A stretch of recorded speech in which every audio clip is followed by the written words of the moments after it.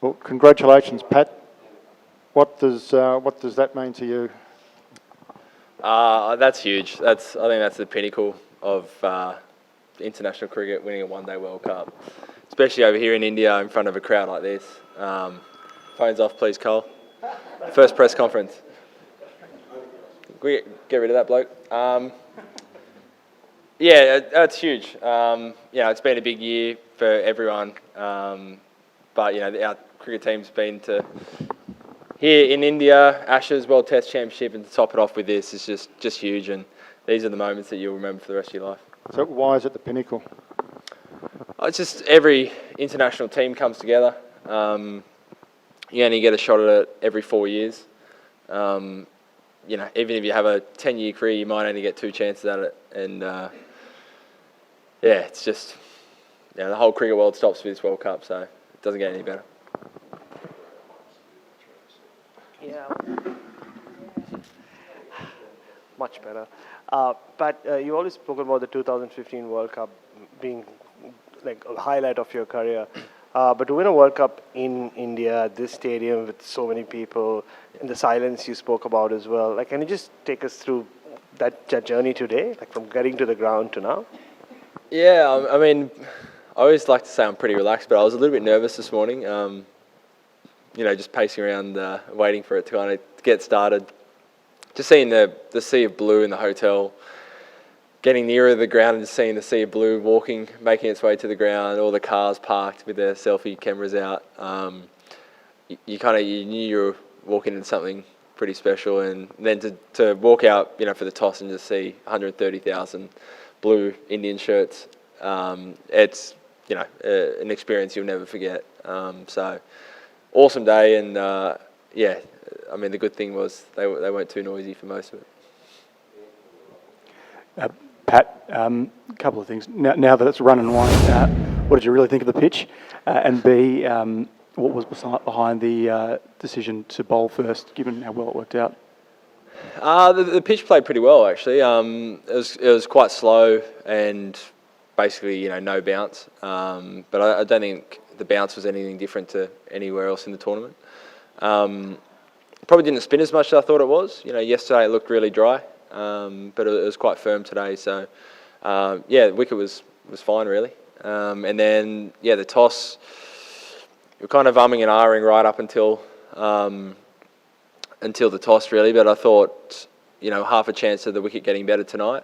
And in a World Cup game, you can make a mistake bowling and it doesn't really matter too much. But if you make a mistake batting and you're under pressure, it can be fatal. So it just felt like it was the right time to go out and have a bowl. And just given how big a year it's been for you on so many fronts, how are you feeling, just I suppose emotionally, I suppose given the spectrum of emotions you felt this year? Yeah, I mean at this moment just incredibly proud really of the year we've had. I've obviously had a really big year. I know my family at home is watching, just got a message from Dad saying, he's had a lot of 4 a.m. wake up, or not going to bed till 4 a.m. So he's as pumped as anything. You sacrifice a lot to play for Australia, and everyone in the team has, and we've spent a lot of this year away. But to be, we do it for these moments. And my wife and 2-year-olds probably asleep, hopefully asleep. But they're all pumped. They do the journey with us. So everyone's got their own story, but there's a lot of proud people out there in our team.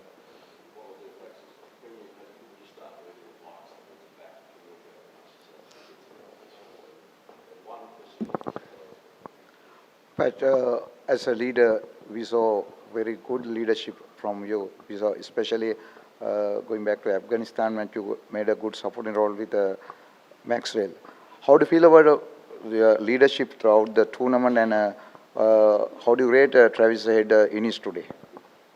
Trev Head was phenomenal. I think I said it on stage.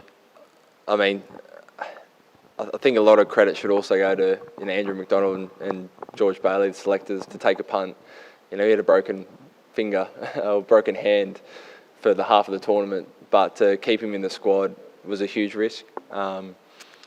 And the medical team were fantastic, obviously, to get him into a place where he could perform. So that was a big risk. I think we could have been made to look really silly if that didn't pay off, but you got to take those risks to win a tournament. And Trav, the player, we've seen in Test cricket, he epitomised everything I want out of a cricket team. He takes the game on, he plays with a smile.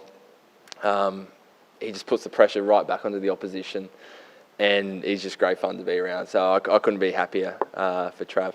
Yeah. Thanks. Pat, as Australians, you give a lot of emphasis to Test cricket and also Ashes. As a captain, you have won the World Test Championship. As a captain, you have won this World Cup. Which is the best moment, or it will come when you beat England in Ashes? England Ashes. This is, no doubt, a World Test Championship was huge. Like, again, another 2-year campaign. But, yeah, an ODI World Cup, it's just the rich history, I think. And to come over to a place like India, where the conditions are so different to back home, it's pretty grueling. 11 games in whatever it was, 5-6 weeks. But yeah, the way the group stuck together and got through it, and holding the medal that's the pinnacle. Pat, you touched on Trav there. Can you just kind of take us inside the humming and ahhing about whether you would pick him? Did you ever think you might leave him out? And on a similar front with Marnus, you guys left him out of an 18-man squad or whatever it was a few months ago. Can you kind of take us inside that too? Yeah, I mean, probably start with the Marnus one. We wanted to be pretty brave this World Cup. We didn't want to kind of limp into the semi-finals. We wanted to be the team that could score 400. And you saw that the way we kind of shaped up with Trav, Warner, and then and having Marshy at number 3. We wanted to be really aggressive, and then a couple of our all-rounders are obviously aggressive to finish off the innings. So we would rather fail that way. But then Marnus just showed his class, and in South Africa you had to pick him. He was fantastic, and he was playing a different style to probably what he did for the first start of his ODI career, and it was paying off. And we know he's a gun, so you had to try and find room for him. And then the Trav Head one we thought his World Cup was straight over.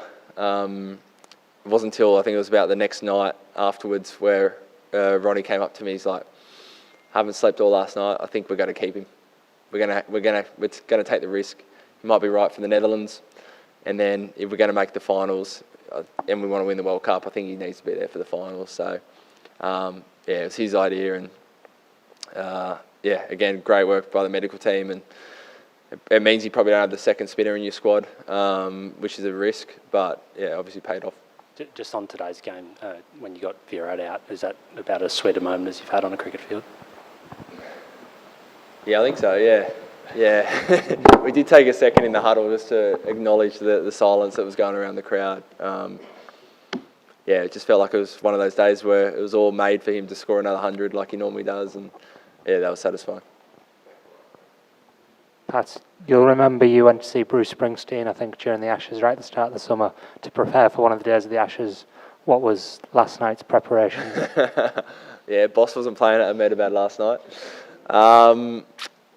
What did we do last night? Very chilled. We had a team meeting, and then a few of the boys sat around, had dinner, and then played about half an hour of Call of Duty. That's about my limit, and then I hop off and let the real boys go and get a few wins. Pat, as a World Cup winning captain, what will be your suggestion to the men who matter about the format, about this format, the ODI format, the future of ODI format? Yeah, it's hard to say. I must say, maybe because we won, but I did fall in love with ODI again this World Cup. I think the scenario where every game really matters. It does mean a bit different to just a bilateral. So, I don't know. The World Cup's got such a rich history. I'm sure it's going to be around for a long time. And there's so many wonderful games, so many wonderful stories within this last couple of months. So, don't know. I think there's definitely a place. Pete, congratulations first of all. And when Alan Border won the first World Cup for Australia and India in 1987, the Australian players were not well versed with Indian spinner friendly wickets. As of now, almost every Australian player is playing in IPL. So do you think that it helps to be very well acquainted with the nature and mood of the Indian wickets, especially the spinning friendly wickets? Does it help? Yeah, it does help. I mean, in white ball cricket, you still don't get spinning wickets all that often, particularly in IPL. But for sure, it helps. I think I've said it a few times. We've pretty much everyone in our 11's probably played more white ball cricket in India in the last 5 or 10 years than we have in Australia. So no doubt that helps. Yeah.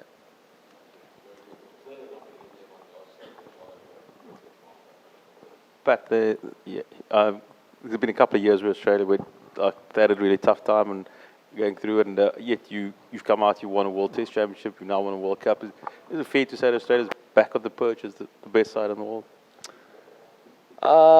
Yeah, I mean, I don't know, it's probably for others to judge that, but couldn't be prouder of the team for the last 2 years. We've had some tough series, but we've won some amazing series as well, and everyone stood up, and we feel like we've got a great red ball team, and the white ball team's won 2 trophies in the last few years, so it's things are looking pretty rosy.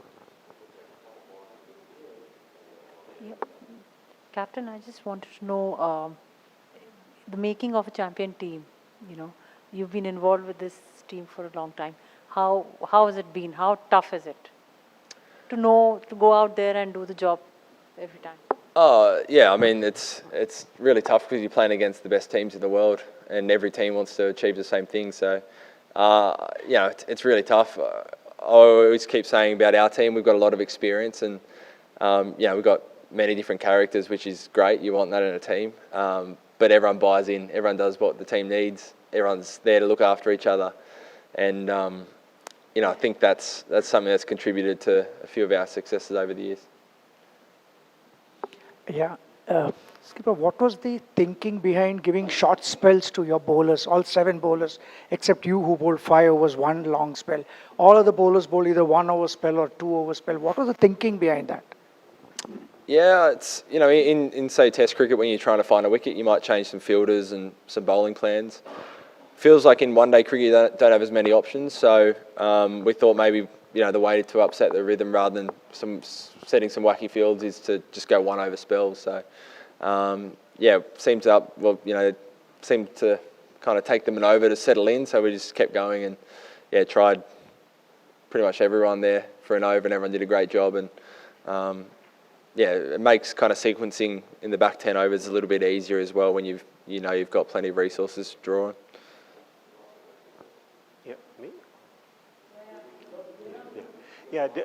Did it help that Australia had faced more crisis situations than India? Did it help in conquering the fear of failure in the final? Hard to say. It's really hard to be standoffish in a final. But we made it really clear in the group, we're all in on making sure we weren't the team that stood off today. We wanted to take the game on, play the way that got us to the final. And maybe that comes from playing in other finals before, also maybe missing out on some other finals in different tournaments. But I can't speak for the opposition, but the group today was as confident going to finals as I've seen the team.